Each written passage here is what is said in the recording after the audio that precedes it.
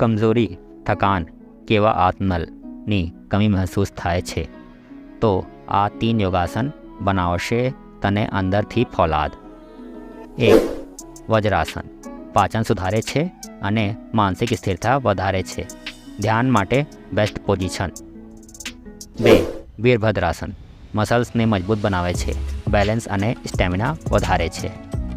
3. Planck pose.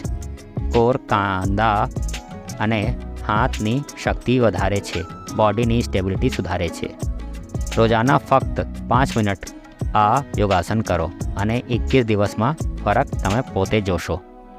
Always remember, consistency is the key. જો energy feel થઈ હોય તો કમેન્ટમાં લખો પાવર અનલોક્ડ. પાવર જોઈએ જ તો પસીના બહાવ. શક્તિ ધીરે ધીરે બને છે પણ યોગાથી એ હંમેશા માટે રહે છે.